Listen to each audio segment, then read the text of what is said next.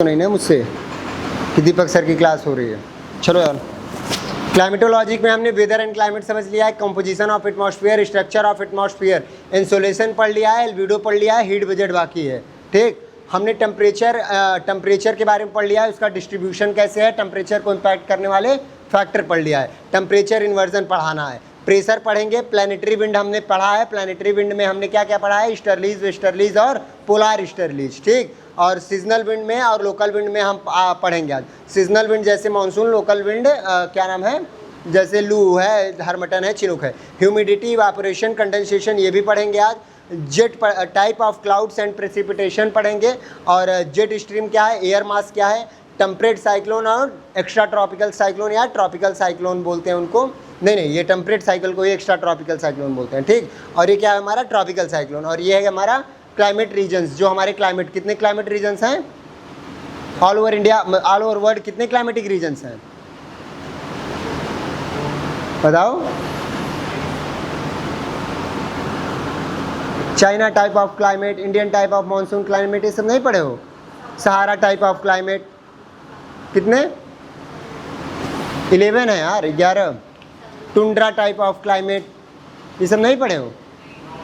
हाँ, सुना हुआ लग रहा है, पढ़े ही नहीं। चलो इसको बताएंगे। ठीक, क्लाइमेटिक रीजन्स बताएंगे, temperate cyclone and tropical cyclone बताएंगे। ठीक, अब देखो, अब हम क्लाइमेटोलॉजी बता दिया है, लिख भी दिया है साथ में ना, क्लाइमेटोलॉजी और ये वेदर के बारे में ये हमने ख़त्म किया था। ये सारे देखो सबके बारे में लिख दिया है। ट्रोपोस्फियर हाइट लिख दिया है, वेदर फिनोमिना यही होगा, क्लाउड यही होगा, बस पॉइंट लिखा है मैंने, कुछ एक्स्ट्रा नहीं। बस इसी को एक इसको पढ़ लोगे तो पूरा पूरा वायुमंडल का वो समझ में आ जाएगा। ठीक, इस दोनों के बीच में क्या होगा, ट्रोपो पॉज, इन दोनों के बीच में स्ट्रेटोपॉज, इन दोनों के बीच में, और इसके कोई नहीं है यहाँ पे। इसके बाद हमारा आउटर स्पेस स्टार्ट हो जाता है, इंटरस्टेलर स्पेस।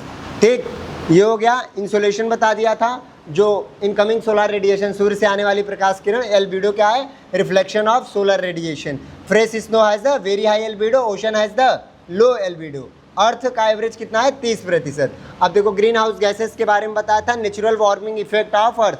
जो ये नेचुरल वार्मिंग होता है पृथ्वी का, उसी को क्या बोलते हैं, ग्रीन हाउस प्रभाव। हरित गृह, उसमें कौन कौन से महत्वपूर्ण गैसेस हैं जो ग्रीन हाउस के रूप में इम्पैक्ट करती हैं, कार्बन डाइऑक्साइड और मीथेन और नाइट्रोजन डाइऑक्साइड, वाटर वेपर और ओजोन और CFC क्लोरो नाइट्रोजन डाइऑक्साइड। हाँ, लाफिंग गैस होती है, लेकिन इसको जैसे सी नहीं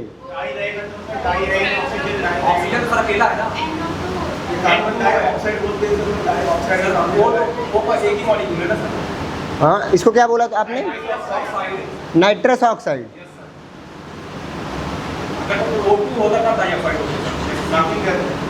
नहीं, N2, एक बार देखो N2 को क्या बोलते हैं, N2O को। वाटर वेपर सबसे ज़्यादा ग्रीन हाउस इफेक्ट कौन करता है, वाटर वेपर। ओजोन O3 और CFC क्लोरोफ्लोरोकार्बन और HFC हाइड्रोफ्लोरोकार्बन, ये सारे क्या है हमारे ग्रीन हाउस गैसेस हैं। ठीक, हमने ये भी बताया था कि फैक्टर अफेक्टिंग द इंसोलेशन बताया था, लैटिट्यूड यानी कि वही रोटेशन, और ये सीजन्स बताए थे, सीजन के अकॉर्डिंग चेंज होगा। सीजन किससे चेंज होता है, रोटेशन से। लैटिट्यूड भी रोटेशन से ही और टिल्ट से। और सीजन केवल किससे होता है, रोटेशन और टिल्ट, रिवोल्यूशन और टिल्ट ऑन दी एक्सिस, वो हमारा सीजनल वेरिएशन का काम करता है। क्लाउड के बारे में बताया था, क्लाउड कवर ज़्यादा रहेगा तो टेम्परेचर पृथ्वी पर कम रिसीव होगा। नाइट्रस ऑक्साइड, एक बार ये देखना N2O का मतलब केमिकल नेम क्या है, रासायनिक नाम। ये देखो, स्लोप, एल्टीट्यूड, डे का लेंथ, डस्ट पार्टिकल, ये सब इम्पैक्ट करेंगे सूर्य से आने वाली प्रकाश की किरणों को। डस्ट ज़्यादा रहेगा ऊपर, धूल, तो प्रकाश कम आएगा, क्या स्कैटर हो जाएगा वायुमंडल में। डे लेंथ क्या होगा, छोटा होगा तो प्रकाश कम मिलेगा, और स्लोप ज़्यादा होगा तो टिल्टेड प्रकाश की किरण पड़ेगी, तो बड़े एरिया को कम मतलब कि जो एंगल होता है, मैंने उस दिन बताया था ना, जो इनकमिंग सोलर रेडिएशन का एंगल होता है वो इक्वेटर पर 0 डिग्री होता है। कब, जब इक्विनॉक्स वाला वो होता है, लेकिन जब सोलिस्टिक होता है तो नॉर्थ हेमिस्फीयर में जाता है या साउथ हेमिस्फीयर में जाता है, तो तब हमारी 23.5 डिग्री पर लंबवत प्रकाश की किरणें, तो जो हमारा एंगल ऑफ इंक्लिनेशन है वो इक्वेटर पर रहेगा, तो पोल पर क्या हो जाएगा, टिल्ट हो जाएगा। यहाँ पर 90 रहेगा तो वहाँ पर एंगल ऑफ इंक्लिनेशन यानी कि प्रकाश के आने की किरण पृथ्वी पर 90 डिग्री से कम बनेगा, वहाँ पे कम प्रकाश, तो वो स्लोप बता रहा है। ग्रीन हाउस गैस किससे किससे बढ़ता है, रीज़न क्या है? हाँ किसको? हाँ डाई नाइट्रोजन मोनोऑक्साइड, तभी मैं कह रहा था कि उसका वो आ रहा था, मुझे हो रहा था, लेकिन हाँ ये जब NO2 होता है ना तब नाइट्रोजन डाइऑक्साइड होता है, जब ये N2 में न लग गया तो पहले डाई आ जाता है, तो डाई नाइट्रोजन हो जाएगा ये, हाँ नाइट्रस ऑक्साइड तो बोलते हैं। ग्रीन हाउस गैसेस कैसे ग्रीन हाउस इफेक्ट कैसे बढ़ता है? डिफॉरेस्टेशन से, यानी कि निर्वनीकरण, वनों की कटाई से, इंडस्ट्रीज से, जब इंडस्ट्रीज के क्या होते हैं, बहुत सारे पोल्यूटेंट बाहर आते हैं तब होता है। व्हीकलर इमिशन से इफेक्ट्स क्या होते हैं इसके? मेल्टिंग ऑफ ग्लेशियर और सी लेवल का राइज होना और साइक्लोन की संख्या बढ़ जाना, और क्या होगा, हीट वेव्स क्या तेज हो जाना या ज़्यादा हीट वेव्स आना, और ड्रॉट सिचुएशन, ये इसके इफेक्ट होते हैं किसके? ग्रीन हाउस के। और रीजंस क्या है? व्हीकुलर इमिशंस, इंडस्ट्रीज और डिफॉरेस्टेशन, और भी बहुत सारे हैं, कुछ जनरल मैंने लिख दिए हैं। Method of the heat transfer मैंने बताया था आपको, एडवेक्शन बताया था, कन्वेक्शन बताया था, कंडक्शन बताया था, और ये भी बताया था, रेडिएशन भी उस दिन बता दिया था, एक बार फिर देख लो। It involves the transfer of the heat in the form of radiant energy, the incoming solar energy is in the form of electromagnetic radiation. जो सूर्य से आने वाली प्रकाश की किरणें हैं वो किस फॉर्म में आती है? इलेक्ट्रोमैग्नेटिक रेडिएशन के रूप में, रेडिएशन, ठीक। और जो कंडक्शन होता है ये क्या होता है? It involves the transfer of heat. Transfer of heat के सारे क्या हैं, ये जो लिखे हैं ना, ये ट्रांसफर ऑफ हीट के तरीके हैं। तो रेडिएशन में इलेक्ट्रोमैग्नेटिक फॉर्म में आता है, कंडक्शन में क्या आता है, कैसे जाता है? Transfer of heat through the molecular activity at the zone of the contact between the troposphere and the earth surface. जैसे ये वो है, मान लो जैसे ये तावा होता है ना, तावा, और तावा नहीं चम्मच, मानो चम्मच अगर पानी में हम डालते हैं, गर्म पानी में, तो चम्मच का दूसरा किनारा भी गर्म हो जाता है ना, होता है ना, तो वो कंडक्शन के थ्रू होता है, चालन बोलते हैं इसे, ठीक, समझ रहे हो? तो उस तरीके से, यानी कि जब ट्रोपोस्फेयर के कांटेक्ट में अर्थ का सरफेस आता है तो ट्रोपोस्फेयर से ट्रांसफर हीट कहाँ होती है? अर्थ पर। तो वो किस तरीके से हो रही है?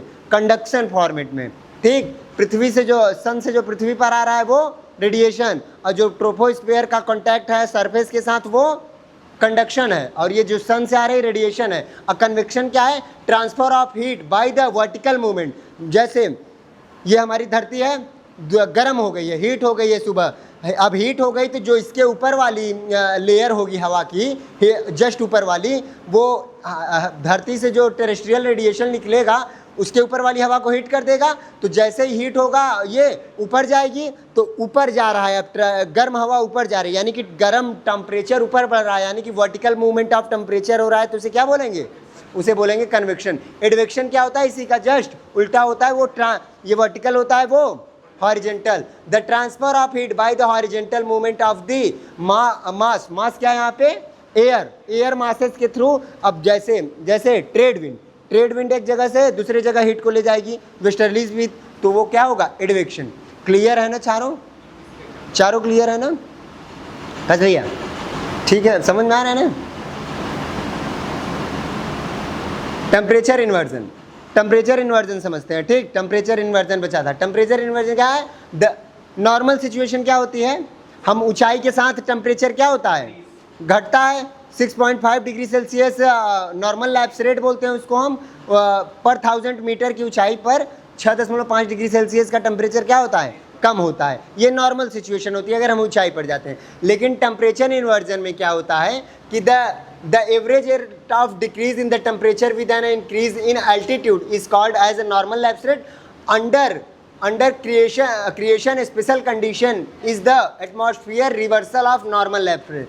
जब ये नॉर्मल लैप्स रेट उल्टा हो जाए, यानी कि ऊंचाई के साथ क्या हो? टेम्परेचर बढ़ने लगे घटने के बजाय, तो क्या कहेंगे उसे? Temperature inversion. उसके लिए कुछ कंडीशन होती हैं टेम्परेचर इन्वर्जन के लिए। कौन कौन सी दशाएं होती हैं? जैसे क्लियर स्काई क्या होना चाहिए? क्लियर होना चाहिए। लॉन्ग विंटर नाइट, ये सब क्या है? इसकी दशाएं हैं, ठीक। The phenomena is called temperature inversion. ठीक, टेम्परेचर इन्वर्जन, विंड टाइप देख, हाँ निगेटिव लैप्स रेट भी इसको बोलते हैं। ठीक, टेम्परेचर इन्वर्जन क्या है, जो नॉर्मल लैप्स रेट है उसका उल्टा हो जाना, यानी कि ऊंचाई के साथ जो हमारा टेम्परेचर क्या हो रहा था, घट रहा था, अब जब टेम्परेचर इन्वर्जन होगा तो क्या होगा, टेम्परेचर बढ़ने लगेगा ऊंचाई के साथ। ठीक, ये मोस्टली किस एरियाज में देखा जाता है, अर्बन एरियाज में। ठीक, अर्बन एरिया जैसे, और एक किसी से रिलेटेड कॉन्सेप्ट है अर्बन हीट आइलैंड का। अर्बन हीट आइलैंड क्या होता है कि मानो जैसे दिल्ली है ना, दिल्ली का टेम्परेचर अगल बगल वाले एरिया से 3-4 डिग्री सेल्सियस अधिक होगा, तो एक अर्बन हीट आइलैंड की तरीके से दिल्ली हो जाएगी। ठीक, यानी कि जैसे दिल्ली से बाहर निकलेंगे तो 4-5 डिग्री सेल्सियस नीचे चला जाएगा, दिल्ली में आएंगे तो दिल्ली का टेम्परेचर अधिक होगा। क्यों, क्योंकि यहाँ पर डेंसिटी, पॉपुलेशन डेंसिटी ज़्यादा है, और यहाँ पे क्या है, मकान बने हुए हैं, व्हीकल इमिशन ज़्यादा है, तो टेम्परेचर यहाँ का इंक्रीज, उसी को बोलते हैं अर्बन हीट आइलैंड। याद रखना कि जो अगल बगल के एरिया से टेम्परेचर क्या होता है, ज़्यादा होता है। विंड के बारे में हमने बताया था, प्लानिटरी विंड बता दिया था, सब ट्रॉपिकल, ये ट्रॉपिकल, ये इक्वेटोरियल लो, सब इसके ऊपर क्या, सब ट्रॉपिकल क्या बताया था हमने, सब ट्रॉपिकल, ये इसके ऊपर वाला 23.5 डिग्री वाला क्या था, वो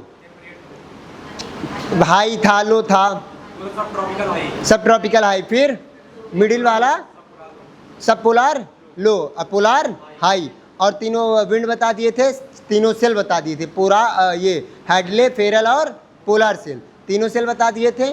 और ये इनका सिचुएशन, साथ में हमने सीजनल विंड स्टार्ट किया। सीजनल विंड में हमने क्या बताया कि जो क्या है, पीरियोडिक बेसिस पर चलती हैं। जैसे साउथ में क्या बताया, 40s, 50s एंड 60s, 40, 50 और 60 वाला जो लैटिट्यूड है साउथ हेमिस्फीयर में, वहीं पर ये चलती हैं, और इनका नाम है फ्यूरियस, रोरिंग 40s, फ्यूरियस 50 और श्रिंकिंग 60s। ये हमारी कहाँ पे हैं, साउथ में, साउथ हेमिस्फीयर में चलती हैं। ठीक, याद रखना ये सीजनल विंड है। ठीक, और मानसून भी हमारा क्या है, सीजनल विंड है। लोकल विंड में क्या है, लोकल विंड में हमने पढ़ा स्मॉल एरिया में चलती है, स्मॉल एरिया का वेदर कंडीशन के अकॉर्डिंग, जैसे लू, चिनूक, सी ब्रीज। ठीक, सी ब्रीज और जो लैंड ब्रीज होती है वो क्या है, लोकल विंड है। यहाँ पर देखो सीजनल विंड, जैसे यहाँ पे दिया है साउथ वेस्ट वाला इंडिया का मॉनसून, और यहाँ पे साउथ ईस्ट वाला मॉनसून, ये सब क्या है, सीजनल विंड के उदाहरण हैं। और ये क्या है, रोरिंग 40s, और ये वेस्टर्लीज हैं, रोरिंग 40s। ठीक, तो ये क्या है, हमारे सीजनल विंड। और यहाँ पर मैंने बताया था आपका पोलार ईस्टर्लीज, और यहाँ पर क्या बताया था, ट्रेड विंड या ये ट्रॉपिकल ईस्टर्लीज या नॉर्थ ईस्ट ट्रेड विंड, इसे साउथ ईस्ट ट्रेड विंड। यहाँ पर क्या रहेगी, वेस्टर्लीज, और ये क्या है हमारा, पोलार ईस्टर्लीज। ठीक, अब देखो प्रेशर के बारे में समझते हैं। टेम्परेचर पढ़ लिया था, pressure, pressure is the force experience per unit area, एक यूनिट एरिया यानी कि एक इकाई क्षेत्र पर लगने वाले बल, जो हमारा pressure is the force experienced on the, पर वो भी कैसा, वर्टिकल फोर्स है वो। ठीक, प्रेशर क्या है, नहीं कौन सी क्वांटिटी है, नहीं स्केलर है या ये वेक्टर है, डायरेक्शन होता है, डायरेक्शन। हाँ, atmospheric pressure is the pressure exerted by the, अब एटमॉस्फेरिक प्रेशर क्या होता है, प्रेशर तो समझ गए, तो अब एटमॉस्फेरिक प्रेशर क्या है, यानी कि एटमॉस्फेरिक प्रेशर यानी कि एटमॉस्फेयर द्वारा लगाया गया प्रेशर। एटमॉस्फेयर प्रेशर क्यों लगाएगा भैया, क्योंकि ऊपर हमारे क्या हैं, गैसेस हैं, तो गैसेस का हमारे ऊपर कॉलम है, वही कॉलम पर यूनिट एरिया पर जो प्रेशर लगाता है उसे क्या बोलते हैं, एटमॉस्फेरिक प्रेशर। तो हम ऊंचाई पर जाएंगे तो क्या होगा, प्रेशर बढ़ेगा कि घटेगा, हाँ बढ़ेगा, घटेगा, क्लियर हो, आप बताइए। अब ऊंचाई, पृथ्वी से ऊंचाई पर जाओ या पोलर साइड ही चले जाओ, हाँ अर्थ की सरफेस से हम ऊपर जा रहे हैं तो क्या होगा, या पोलर साइड ही चले जाओ, बढ़ेगा, आप बताइए।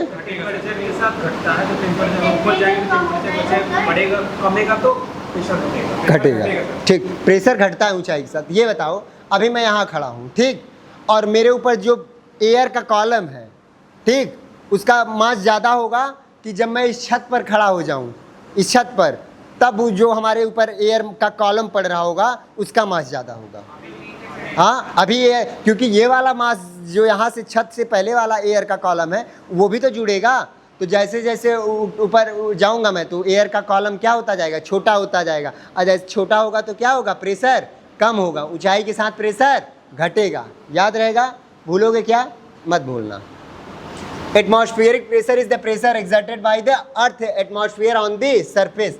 ठीक, average atmospheric pressure near the sea level is कितना है, लगभग 1000 बोलते हैं लेकिन 1013 मिलीबार है। ठीक, pressure is measured by using the barometer. Isobar क्या होता है, isobar is the line connecting the places with the uniform places pressure. यानी कि आइसोबार लाइन वो उन लाइन को कहते हैं जो कि same pressure line same pressure places को कनेक्ट करते हैं, यूनिफॉर्म प्रेशर एरिया को। और आइसोथर्म लाइन किसे बोलते हैं, सेम टेम्परेचर एरिया को कनेक्ट करने वाली। ठीक, इससे रिलेटेड एक बड़ा कठिन कॉन्सेप्ट इसमें दिया है, कहोगे तो बता दूंगा, समझ में आ जाएगा तो ठीक है, नहीं तो इसके पीछे परेशान मत होना। सीडीएस में क्वेश्चन पूछता है उससे, यूपीएससी में भी पूछता है, हो सके तो कल एसएससी में भी पूछे, क्योंकि एसएससी में सीडीएस के लेवल के क्वेश्चन इंट्रोड्यूस किए हैं उसने।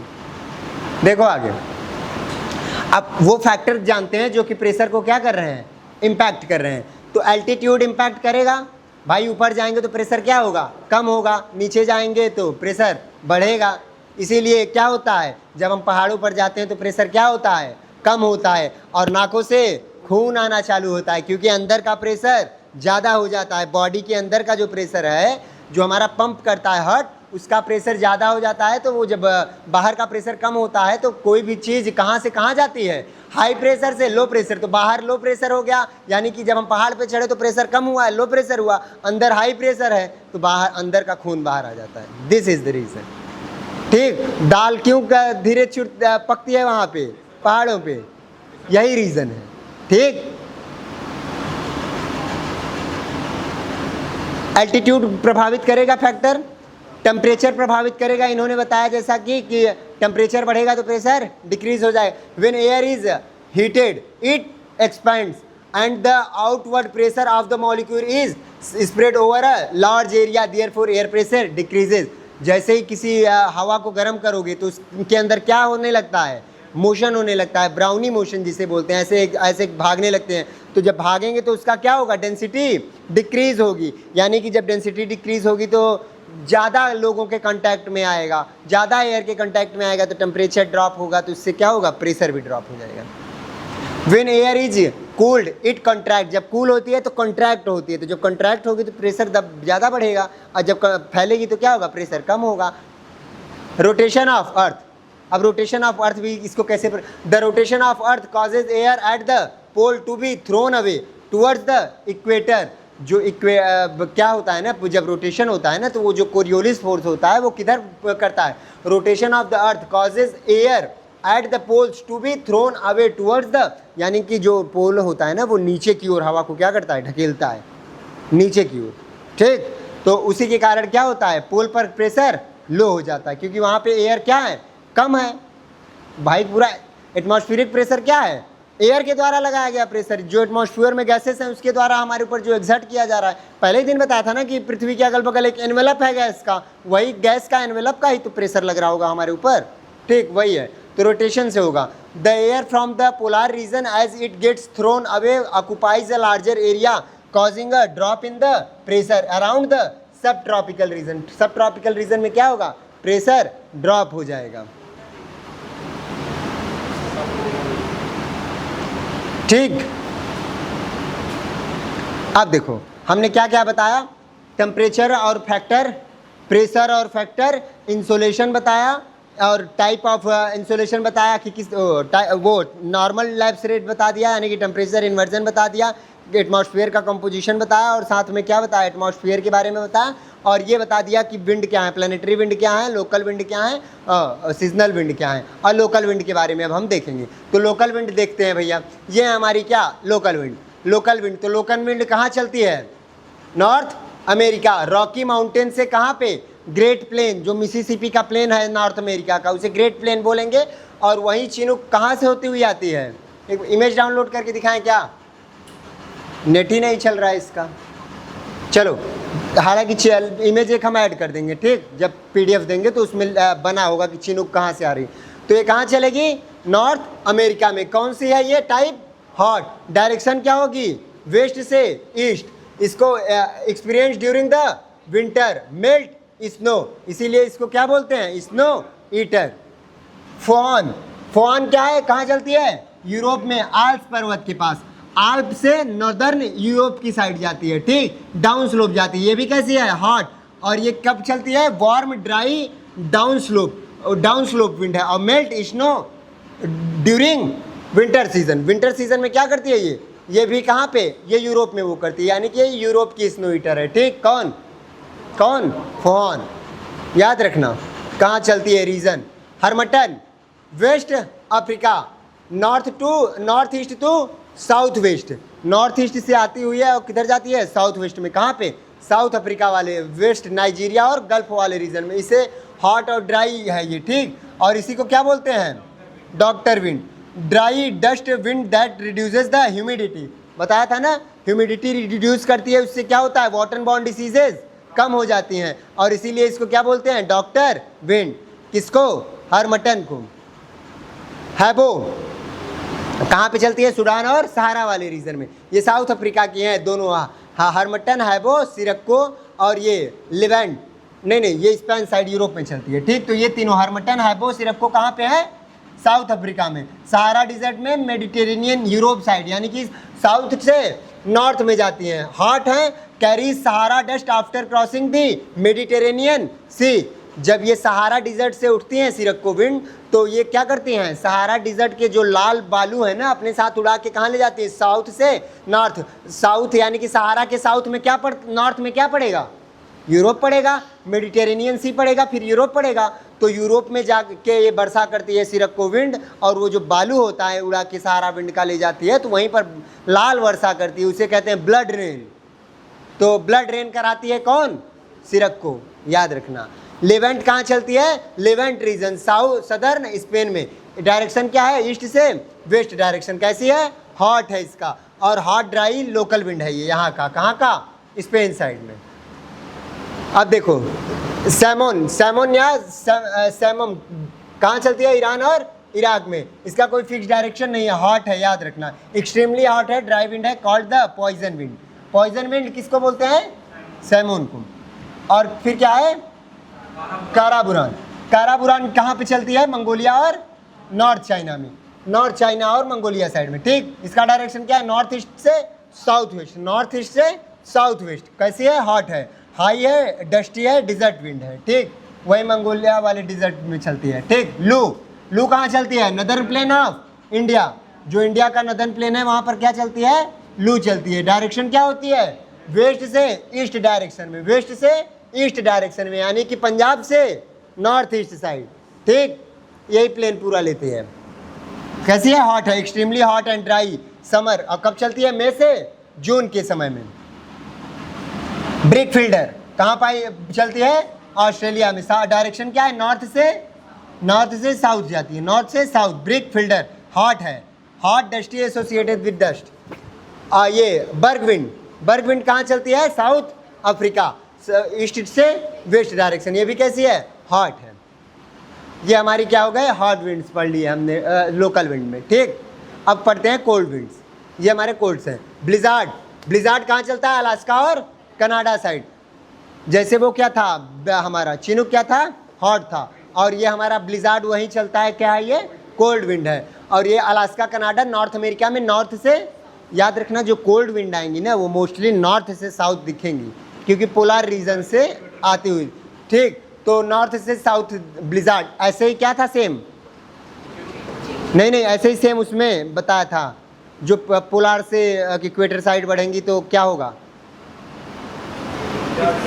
क्या? हाँ, ओशनोग्राफी वाले चैप्टर में ओशन करंट बताया था ना। कोल्ड ओशन करंट आएंगे नॉर्थ से साउथ। हाँ, अब देखो नॉर्थे या नॉर्थर, ये कहाँ पे चलती है? वेस्टर्न कोस्ट ऑफ यूएसए में। वेस्ट कोस्ट ऑफ यूएसए में। तो वेस्ट कोस्ट ऑफ यूएसए में कौन कौन सी विंड चल रही हैं? एक तो ब्लिजार्ड चल रही है, एक नॉर्थर चल रही है, एक और चिनूक। ये सब कहाँ चल रही हैं? वेस्टर्न कोस्ट ऑफ यूएस यानी कि नॉर्थ अमेरिका में, ठीक। नॉर्थ से साउथ, ये भी नॉर्थ से साउथ, कोल्ड ये भी है, extremely cold, strong wind with heavily snowfall. और यही है, जब ब्लिज़ार्ड बहती है ना तो वहाँ पे मतलब पूरा क्या होता है, बर्फ़ जम जाती है, बहुत ज़्यादा ठंड पड़ती है उससे में। नॉर्थर, ये भी नॉर्थ से साउथ कोल्ड है, और कोल्ड विंड मूविंग साउथवर्ड जाती है। नॉर्थ या नॉर्ड इसको बोलते हैं। ये कहाँ चलती है, मैक्सिको में, नॉर्थ से साउथ कोल्ड है, cold northerly wind affecting the Gulf of Mexico को अफेक्ट करती है। और ये बुरान या ब्लिज़ार्ड ऑफ साइबेरिया इसको बोलते हैं, ठीक। ये साइबेरिया में चलती है, नॉर्थ से साउथ, कोल्ड है ये भी, extremely cold, strong wind often associated with, ये वहाँ पर साइबेरिया वाले एरिया में क्या करती है, ये बर्फ़ ग्लेशियर फॉर्मेशन करती है। सदर्ली बस्टर, क्या ये सदर्ली बस्टर कहाँ पे, साउथ ईस्ट ऑस्ट्रेलिया में, साउथ से नॉर्थ कोल्ड है, ठीक। Sudden cold wind that rapidly lowers the temperature in particular area. और ये क्या है, पेम्पेरो, कहाँ पे चलती है, अर्जेंटीना और पैम्पास वाला जो उसका एरिया है। पैम्पास क्या है, ग्रास लैंड है, ठीक, पता है ना, कहाँ पे, अर्जेंटीना कहाँ है, साउथ अमेरिका में, ठीक। तो यही क्लाइमेटिक रीजन होते हैं कि क्लाइमेटिक रीजन जो 11 बता रहा था ना, इन्हीं क्लाइमेटिक रीजन के अकॉर्डिंग पे डिसाइड किया जाता है कि वहाँ पे क्या क्या चीज़ें, जैसे Sudan type of climate, tundra type of climate, China type of climate, Indian monsoon type of climate, सुना है कभी, मेडिटेरेनियन टाइप ऑफ क्लाइमेट नहीं सुना है, European type of, Siberian type of climate, 11 प्रकार के होते हैं पूरे क्लाइमेटिक रीजन। पूरे अर्थ को 11 क्लाइमेटिक रीजन में बांटा गया है, अभी दिखाता हूँ। मिस्ट्रल कहाँ पे, फ्रांस में, और बोरो कहाँ में, एड्रियाटिक सी कोस्ट कहाँ पे है ये, स्लोवेनिया इटली में। नॉर्थ ईस्ट से साउथ वेस्ट, नॉर्थ से साउथ दोनों कोल्ड हैं, ठीक, याद रखना। इनका पूरा इमेज मैप के साथ मैं एसोसिएट करके दे दूंगा। ये हमारा था जो मैंने कोल्ड, अब ये चीज़ें ख़त्म हुई, ठीक। अब चलते हैं हमारा उस वाले पीपीटी पे।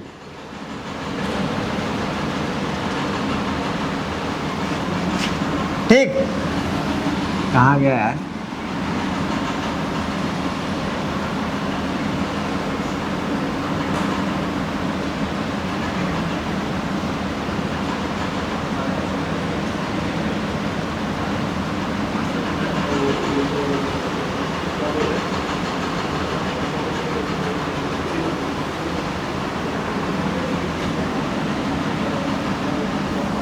टेम्परेचर, हीट वो पढ़ रहे थे, हीट बजट ना,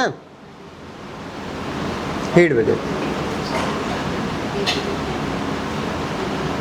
देखो हीट बजट पढ़ते हैं। जो शॉर्ट वेव रेडिएशन आती हैं उसको पृथ्वी क्या करता है, ऑब्जॉर्ब करता है। लॉन्ग वेव रेडिएशन को अपने टेरेस्ट्रियल रेडिएशन के फॉर्म में वो करता है, बाहर छोड़ता है, ठीक। तो लॉन्ग वेव रेडिएशन क्या है हमारा, ये पृथ्वी का द्वारा छोड़ा गया रेडिएशन यानी कि टेरेस्ट्रियल रेडिएशन। ये शॉर्ट वेव रेडिएशन क्या है हमारा, इनकमिंग सोलर रेडिएशन। तो देखो टोटल सोलर रेडिएशन कितना है, 100%। 100% आता है, तो जब आता है तो रास्ते में जो क्लाउड्स पड़ते हैं उससे -27 क्या होता है, reflected by the space, -27 by the clouds, ठीक। -27 कितना, 100% में -27 क्लाउड्स के द्वारा क्या होगा, रिफ्लेक्ट होगा, ठीक। और उसमें से देखो, इसमें से जब स्पेस पे आएगा तो -6 कहाँ जाएगा, स्पेस में स्कैटर होगा, स्पेस में। और जो क्लाउड है इस पर कितना करेगा, reflected by space -27 by clouds. अब फिर जब यहाँ पृथ्वी से टकराएगा तो -2 और कहाँ जाएगा, अर्थ द्वारा रिफ्लेक्ट होगा।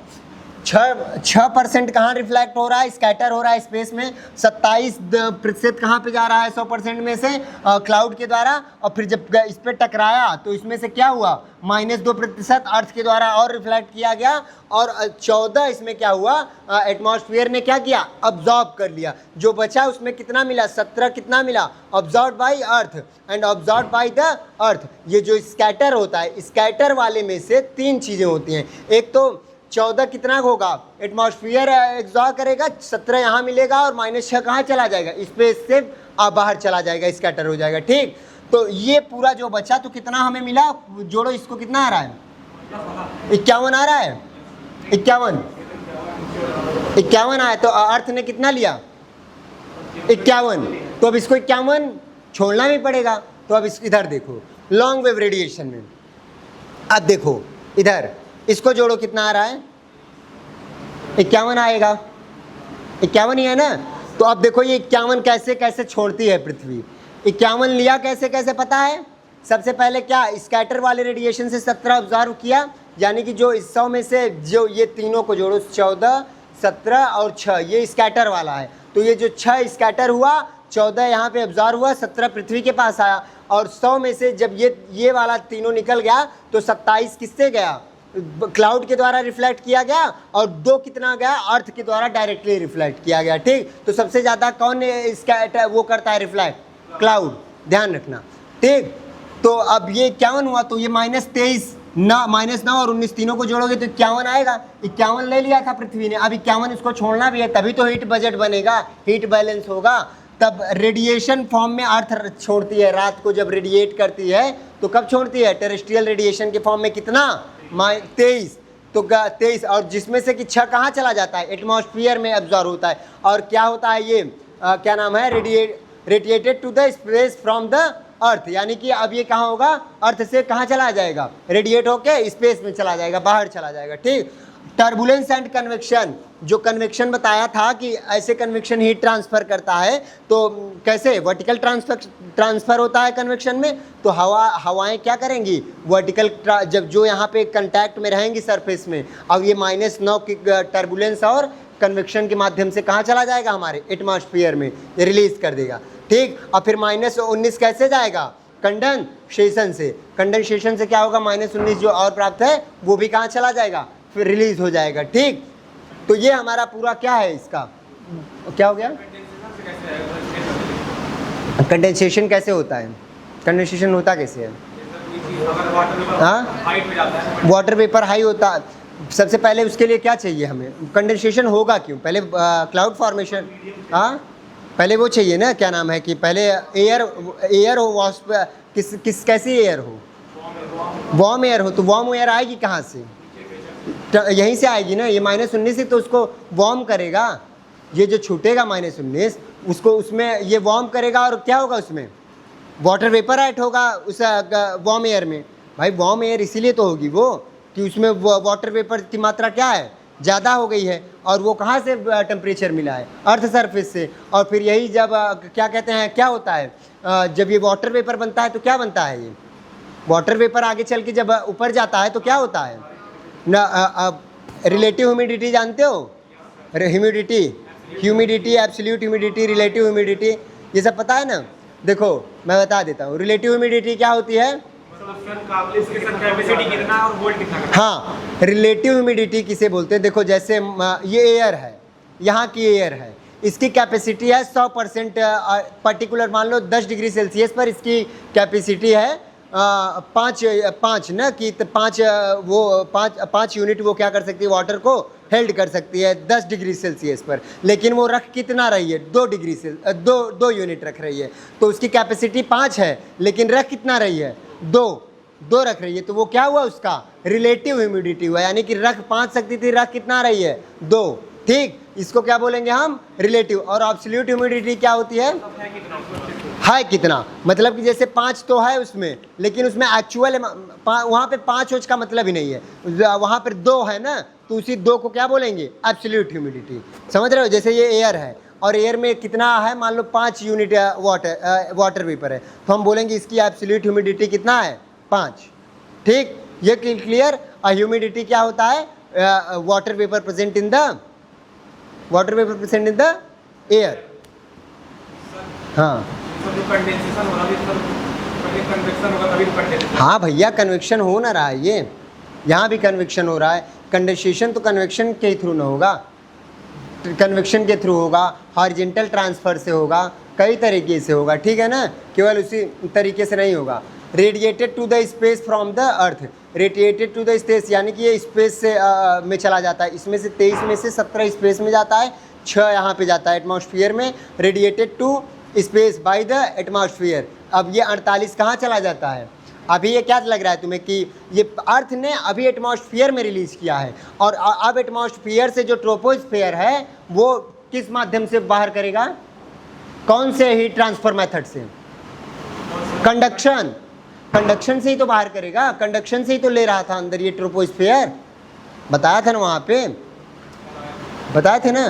तो ये 48 डिग्री क्या कर, -48 क्या करेगा, radiated to the space by the atmosphere, atmosphere के द्वारा ये 48 और बाहर कर दिया जाएगा। ठीक,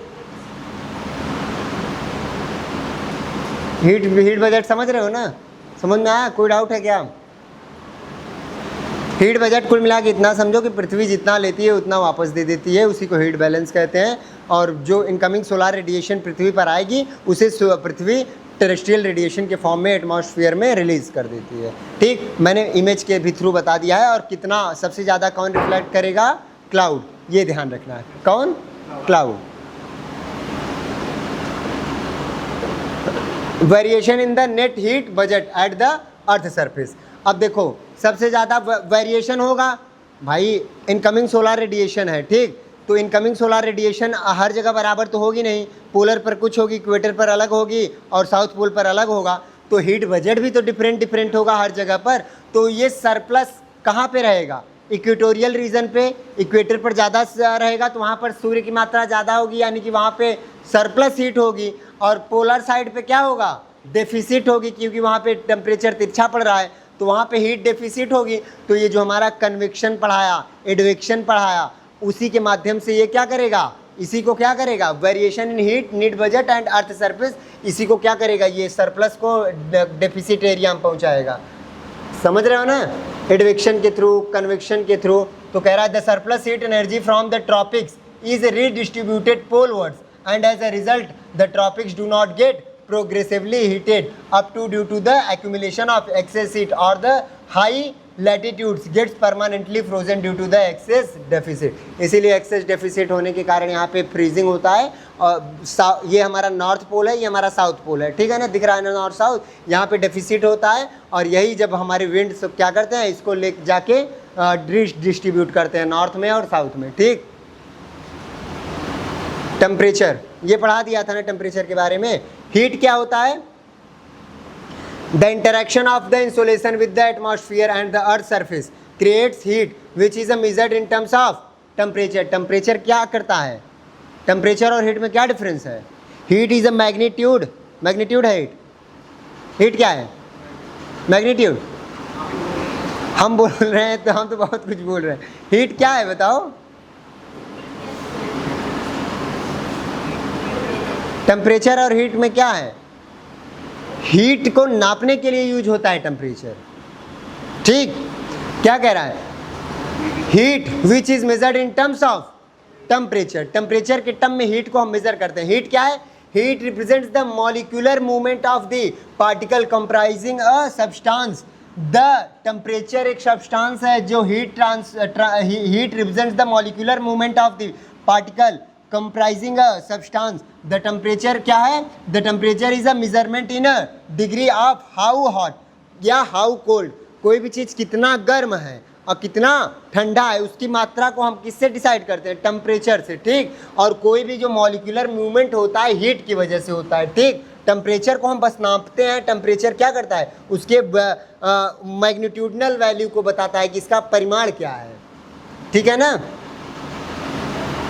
समझ गए क्या टेम्परेचर और हीट में डिफरेंस, क्लियर है क्या, आप बताइए क्लियर है इनको, आप कोई दिक्कत हो तो बता दीजिए, नहीं समझ।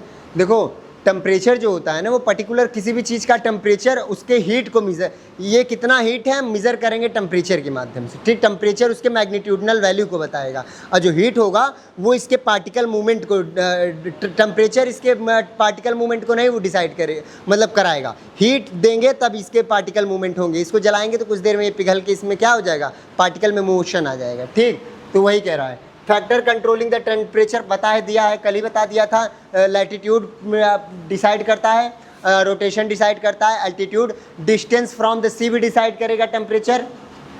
भाई किसी भी एरिया का टेम्परेचर सी से दूरी डिसाइड करेगा कि नहीं, देखो the location place, the location of the place with respect to the sea influences the temperature compared to land। the sea gets heated slowly and loses heat slowly। याद रखना, जो वाटर होता है वो स्लोली कूल होता है और slowly heat होता है, जो लैंड होता है वो तेजी से ठंडा और तेजी से गर्म होता है, ये याद रखना, भूलना मत, ठीक। Land heats up and cools down quickly, the variation in the temperature over the sea is less compare to land, यानी कि जो वेरिएशन होगा डायurnal वेरिएशन, डायurnal यानी कि डेली का, वो वेरिएशन ज़्यादा कहाँ पे होगा, लैंड पे ज़्यादा होगा। सी पर क्यों कम होगा, क्योंकि वहाँ पर देर से पानी देर से ठंडा देर से गर्म होता है, लैंड जल्दी ठंडा और जल्दी, जैसे देखो राजस्थान में सुबह क्या रहता है, गर्म पड़ती रहती है, रात को एकदम ठंड पड़ जाती है, तो टेम्परेचर क्या हुआ, एकदम पॉजिटिव से एकदम निगेटिव चला गया, तो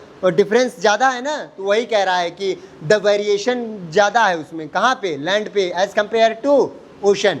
the places situated near the sea come under the moderating influence of the sea and land breeze, जो लैंड ब्रिज और सी ब्रिज चलती है उसी की वजह से वहाँ का टेम्परेचर डिसाइड होता है। मुंबई में जाओगे वहाँ ठंड कभी नहीं ज़्यादा, तुम्हें 20 डिग्री सेल्सियस से टेम्परेचर नीचे ही नहीं गिरेगा वहाँ, क्यों, क्योंकि वहाँ लैंड ब्रिज और सी ब्रिज चलती है। लैंड ब्रिज कब चलती है, हाँ, रात में चलेगी। कैसे, रात में ये क्या हो जाएगा, जमीन जल्दी ठंडा और जल्दी गर्म होता है, तो जमीन रात को ठंडा होगा तो क्या बनेगा, हाई प्रेशर बन जाएगा, और समुद्र में क्या बन जाएगा, लो प्रेशर। तो इस हाई प्रेशर से लो प्रेशर यानी कि हवा लैंड से समुद्र की ओर, तो उसे क्या कहेंगे, लैंड ब्रिज। जिस डायरेक्शन से हवा निकलेगी वही उसी का नाम देंगे। वेस्ट साइड से निकलेगी तो वेस्टर्ली, ईस्ट साइड से निकलेगी ईस्टर्ली, लैंड से निकलेगी तो लैंड ब्रिज, सी से निकलेगी तो सी ब्रिज। क्लियर,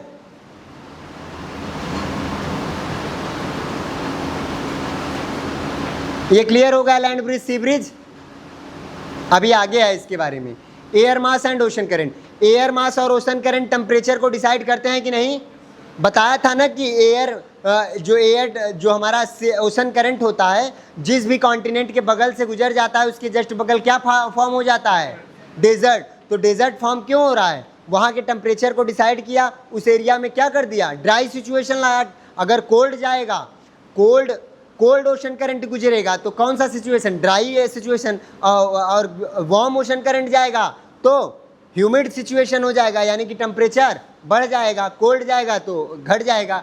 और एयर मास क्या होता है, एयर मास बड़े बड़े वायु का क्या होता है, एयर का बहुत बड़ा क्या होता है, बहुत बड़े बड़े कॉन्टिनेंट पर फैला होता है। एयर मास बहुत बड़े बड़े एयर का वो होता है, एक वो कह सकते हैं बहुत बड़ी बॉडी होती है, एयर की बहुत बड़ी बॉडी, जो जैसे मान लो कि पोलर साइड में, तो पोलर साइड में कोल्ड एयर मास होगा, मतलब एयर मास का मतलब बहुत बड़ा मास है एयर का, ठीक, और उसका टेम्परेचर और ये प्रेशर क्या है, सिचुएशन सेम है, उसका क्वालिटी, ठीक।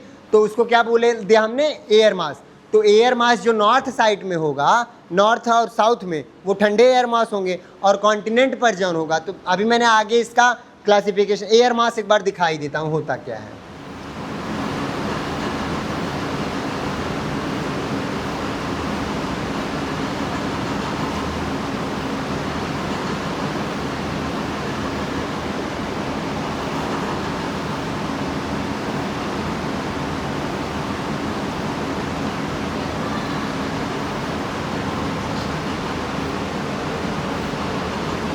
कंटेंट देख लो, क्या आप लोगों की हालत खराब हो रही है क्या।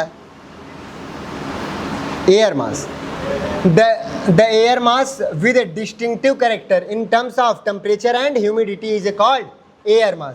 It is defined as a large body of air having ये little horizontal variation in temperature and moisture, the homogeneous surface. समझ में आ रहा है ना जो बोल रहा हूँ, समझ में आ रहा है, मतलब कि ये कह रहा है the air mass is a distinctive character in terms of pressure और टेम्परेचर और ह्यूमिडिटी का उनका एक डिस्टिंक्टिव कैरेक्टर होता है। कोल्ड में होगी तो कोल्ड एयर मास बोलेंगे उसको, ठीक, और कॉन्टिनेंट पर होगी तो उसे कॉन्टिनेंटल कोल्ड एयर मास बोलेंगे, और समुद्र पर होगी तो उसे बोलेंगे मराइन पोलर एयर मास बोलेंगे। इसका मैंने क्लासिफिकेशन यहाँ पर दिया, देखो ये यहाँ पर एक उसका मैप होगा, देखो air masses, geographical classification, thermodynamic classification और मैकेनिकल क्लासिफिकेशन।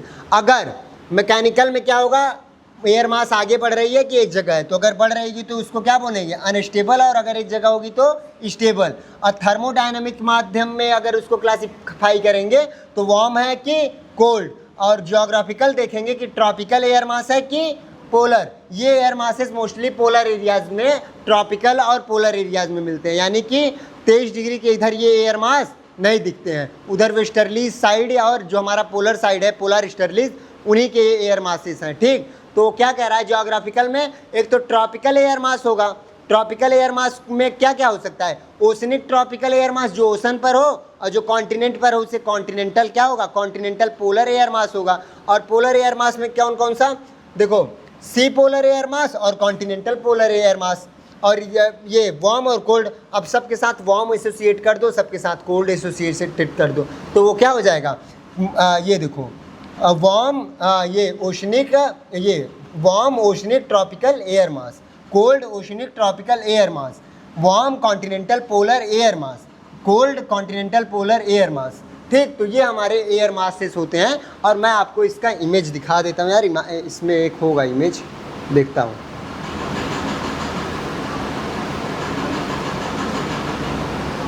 ये देखो, ये हैं बड़े बड़े एयर मास, ये हैं एयर मास। तो ये जो ब्लू कलर दिख रहा है ये कोल्ड एयर मास है, और जो ये किस कलर है, रेड कलर में, ये वार्म एयर मास है। ठीक, वार्म एयर मास। तो ये क्या है यहाँ पे, फ्रंटोजेनेसिस वाला जो मैंने उस दिन बताया था, बस ये cold air mass, warm air mass देख लो, ये पोल साइड में चलते हैं, पोल वर्ड। ठीक, अब देखो ये हमारा कॉन्टिनेंट है, ये वाला कॉन्टिनेंट है, तो इसे हम क्या बोलेंगे, क्या, इस पर अगर कोई एयर मास होगा तो उसको क्या नाम देंगे, कॉन्टिनेंटल पोल ट्रॉपिकल, ये ट्रॉपिकल वाला एरिया होगा यहाँ। इसके ऊपर वाला क्या होगा, इसके ऊपर वाला क्या होगा, पोलर होगा।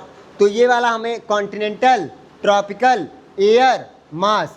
अब यहाँ पर मान लो एयर मास है तो क्या बोलेंगे इसको, मरीन ट्रॉपिकल एयर मास। अगर लैंड पर होगी तो मोस्टली वार्म मिलेगी, और ओशन पर होगी तो यहाँ भी वार्म मिल सकती है, लेकिन पोलर साइड में हमेशा क्या मिलेगी, कोल्ड एयर मास। तो अगर पोलर वाली एयर मास देखेंगे तो नॉर्थ अमेरिका के जस्ट ऊपर पोल पड़ेगा, तो पोल वाले में अगर क्या उसको क्या बोलेंगे हम, मरीन पोलर एयर मास, यानी कि अगर वो मरीन साइड में है, समुद्र, और अगर कॉन्टिनेंट पर है तो continental polar air mass. Clear, clear, air mass समझ गए ना। हाँ, अब एयर मास समझ गए तो अब कुछ बहुत सारी चीज़ें क्लियर हो जाएंगी इसलिए।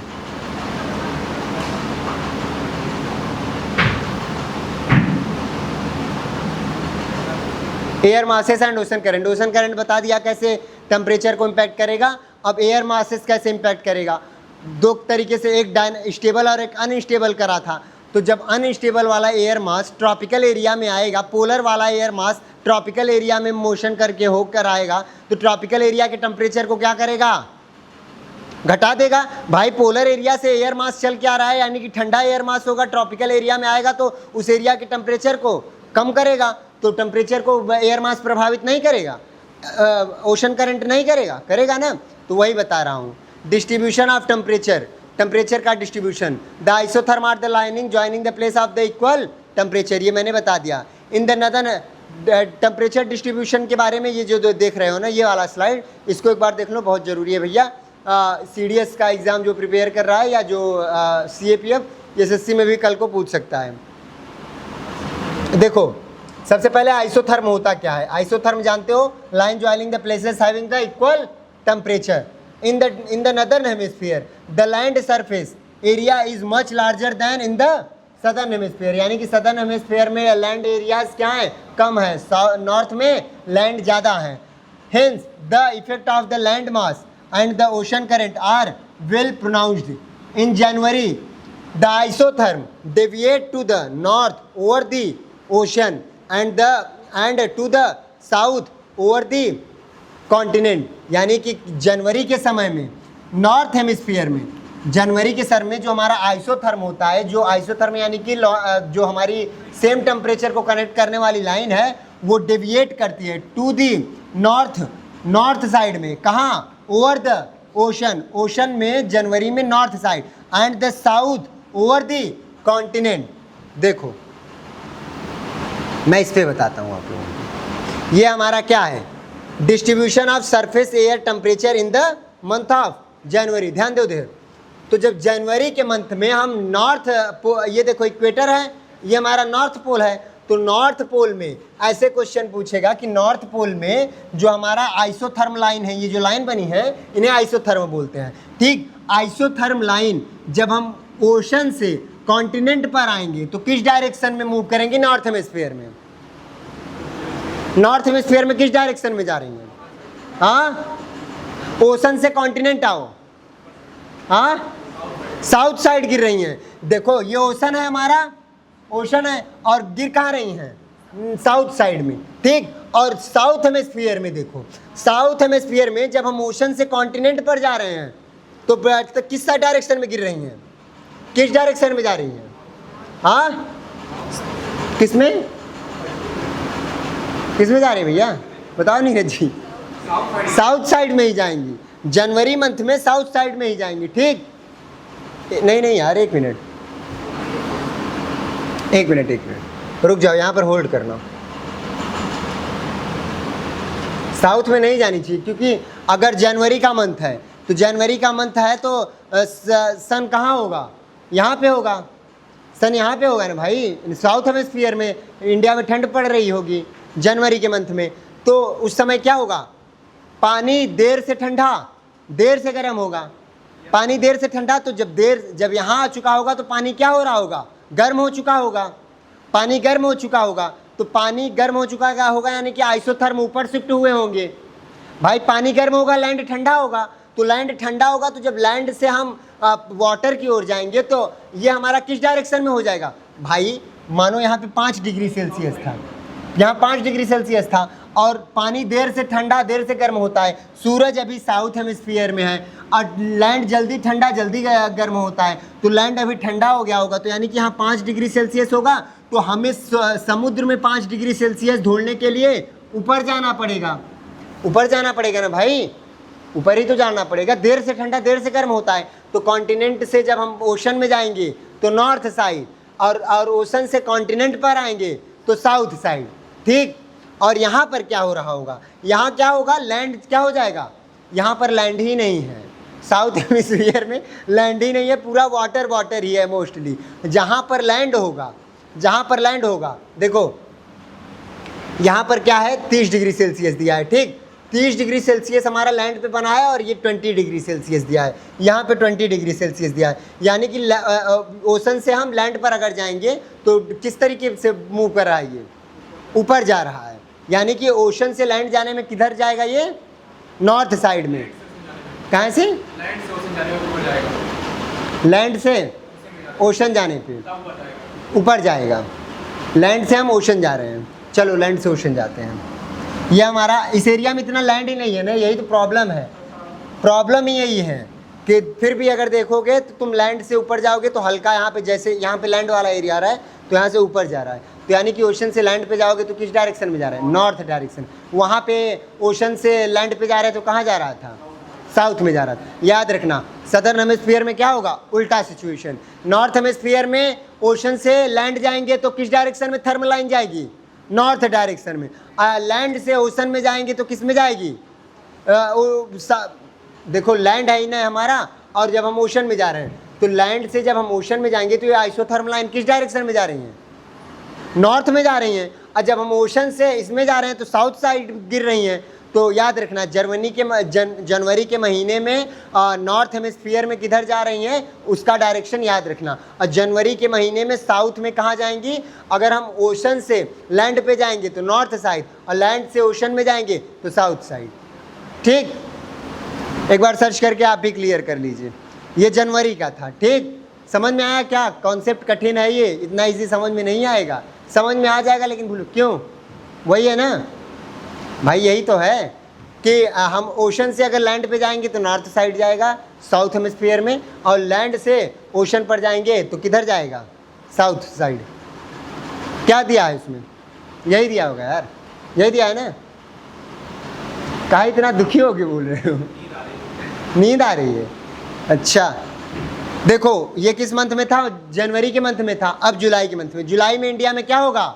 सूरज इंडिया में होगा, गर्मी यहाँ होगी, यानी कि सूरज यहाँ चमक रहा होगा एक हमारे ट्रॉपिक ऑफ कैंसर पे। तो अब देखो अब क्या हो रहा है आइसोथर्मल लाइन के साथ। अब हम जब कॉन्टिनेंट से ओशन की ओर जा रहे हैं तो क्या हो रहा है, नीचे की ओर झुक रहा है, यानी कि साउथ में जा रहा है। कॉन्टिनेंट से ओशन जा रहे हैं तो हमारा क्योंकि पानी देर से ठंडा देर से गर्म, अगर अब यहाँ आ चुका है सन, तो अब पानी क्या हो रहा होगा, अब ठंडा हो रहा होगा पानी। समझ रहे हो ना, इस समय ठंडा हो रहा होगा पानी। भले तुम्हें लग रहा है कि सूरज तो यहाँ है सर, लेकिन पानी क्या होना चाहिए, सूरज अगर यहाँ है तो पानी भी ठंडा होना, गर्म होना चाहिए, लेकिन ऐसा नहीं होता है। पानी देर से ठंडा देर से गर्म। जब साउथ हेमिस्फीयर में रहता है तो नॉर्थ हेमिस्फीयर का जो समुद्र का पानी होता है वो गर्म होता है, और जब नॉर्थ हेमिस्फीयर में सूरज जाता है कहाँ पे, तो इस साउथ हेमिस्फीयर का पानी क्या चालू होता है, ठंडा होना प्रारंभ होता, गर्म होना प्रारंभ होता है। क्लियर, बड़ा कंफ्यूजिंग लग रहा होगा ना। और लैंड क्या होता है, लैंड वह जिधर सूरज जाएगा उधर ही वही इफेक्ट देगा, यानी कि सन यहाँ रहेगा तो लैंड यहाँ गर्म रहेगा, सन यहाँ रहेगा तो यहाँ का लैंड गर्म रहेगा। ठीक, ये एटमॉस्फेयर वाला चैप्टर है। ठीक, एटमॉस्फेयर और डिस्ट्रीब्यूशन ऑफ टेम्परेचर। हाँ, समझ नहीं आ रहा है, नहीं आ रहा है।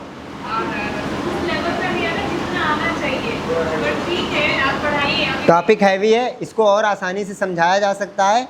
अब यही दो फार्मूला याद रखो, लैंड देर से गर्म देर से, जल्दी गर्म जल्दी ठंडा, और समुद्र क्या होगा, देर से गर्म देर से ठंडा। अब खुद ही बताओ, जब यहाँ पर ये नॉर्थ साइड आ गया सूरज, तो यहाँ पे गर्म हो गया होगा पानी, तो और ये ठंडा हो गया होगा, तो यहाँ पर अगर 5 डिग्री सेल्सियस यहाँ बन रहा है ज़मीन पे, तो ओशन में वो 5 डिग्री सेल्सियस कहाँ बन रहा होगा भाई, ये गर्म है ये ठंडा है। अगर 5 डिग्री सेल्सियस यहाँ बन रहा है तो हमें 5 डिग्री सेल्सियस पाने के लिए कहाँ जाना पड़ेगा, ऊपर जाना पड़ेगा, ऊपर शिफ्ट होना पड़ेगा ना भाई। देर से गर्म देर से ठंडा हो रहा है, तो ऐसे सोच के करो तब समझ में आ जाएगा।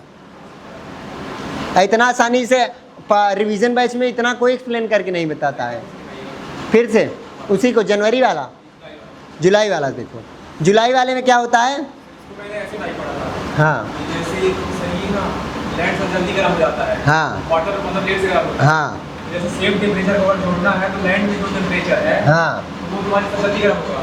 लेकिन हम फिर ओशन में जरा आते हैं ना, तो जरा इक्वेटर साइड आते हैं, लेकिन इक्वेटर पर ज़्यादा गर्म होता है, इसलिए सब नीचे आता है। हर जगह का टेम्परेचर जरूरी नहीं है। आइसोथर्म एक जनरल एवरेज है, पर्टिकुलर लोकेशन की कंडीशन के अकॉर्डिंग मत जाओ इक्वेटर की। बस जैसे कह रहा हूँ वैसे याद रखो। ठंडा ये ओशन, 2 फार्मूला केवल याद रखने, सारा गेम खत्म कर दोगे एटमॉस्फेयर 2 फार्मूला से। फार्मूला नंबर 1 क्या, लैंड जल्दी गर्म जल्दी ठंडा, वाटर देर से गर्म देर से ठंडा। अब देखो कैसे सारा गेम खत्म करोगे। जहाँ ठंड पड़ेगी हाई प्रेशर। हाई प्रेशर मतलब ठंड में मानसून इंडिया में नहीं आएगा, मानसून नहीं आएगा, गर्मी में आएगा मानसून। साउथ वेस्ट मानसून आएगा, क्यों, साउथ वेस्ट लो प्रेशर कहाँ बन रहा होगा, गर्मी के समय में लो प्रेशर कहाँ बन रहा होगा, ओशन में बन रहा होगा, वो यहाँ पे बन रहा होगा, लैंड पे बन रहा होगा, क्योंकि गर्मी पड़ने लगी और गर्मी में लो प्रेशर इंडिया पर बनने लगेगा, हाई प्रेशर ओशन में, तो ओशन से हवा इंडिया की ओर चलने लगेगी, यानी कि साउथ वेस्ट मानसून आ गया। केवल 2 फार्मूला, पूरा ओशनोग्राफी खत्म, वो पूरा एटमॉस्फेयर चैप्टर खत्म कर दोगे। सो लिंक करते जाओ बस कि लो प्रेशर कहाँ बन रहा है, हाई प्रेशर कहाँ बन रहा है। लो प्रेशर से सारी विंड चला दोगे, लो प्रेशर हाई प्रेशर से सारा टेम्परेचर डिस्ट्रीब्यूशन बता दोगे, सारा कुछ बता दोगे। केवल लो प्रेशर हाई प्रेशर याद रखना, कहाँ लो प्रेशर बन रहा है, कहाँ हाई प्रेशर। जहाँ ठंड पड़ेगा वहाँ हाई प्रेशर, जहाँ गर्मी पड़ेगी वहाँ लो प्रेशर। पानी जल्दी ठंडा जल्दी गर्म, और वो देर ठंडा देर गर्म, और लैंड जल्दी ठंडा जल्दी गर्म। यही 3-4 फार्मूला है, पूरा एटमॉस्फेयर ख़त्म कर दो यार याद करके। हमें बैठा दो ना, मैं पूरा एटमॉस्फेयर ऐसे ही लो प्रेशर और हाई प्रेशर जैसे एक्सप्लेन करना चालू कर दूँ लिख के। जुलाई वाला देखो जल्दी से।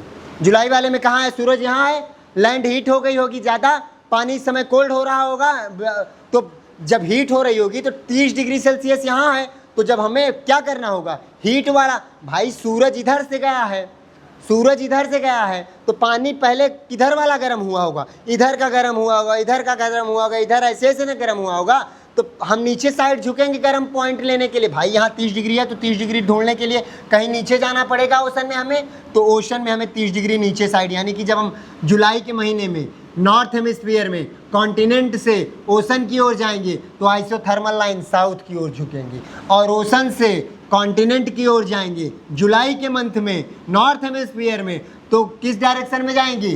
साउथ डायरेक्शन में जा रही होंगी कॉन्टिनेंट पे और ओशन पे। दो अलग अलग चीज़ हैं कि कॉन्टिनेंट से ओशन, देखो ये हमारा ओशन पर थे अभी आइसोथर्म, और यही आइसोथर्म सेम टेम्परेचर है, और सेम टेम्परेचर पाने के लिए हमें कहाँ जाना पड़ेगा? सेम कॉन्टिनेंट पर ऊपर जाना पड़ेगा। तो यही बात है कि जब हम ओशन से कॉन्टिनेंट पर जाएंगे जुलाई के मंथ में नॉर्थ हेमिस्फीयर में, तो हमारा आइसोथर्म साउथ डायरेक्शन में होगा, साउथ डायरेक्शन में। और इसी का उल्टा कहाँ होगा? नॉर्थ डायरेक्शन, ये साउथ हेमिस्फीयर में। साउथ हेमिस्फीयर में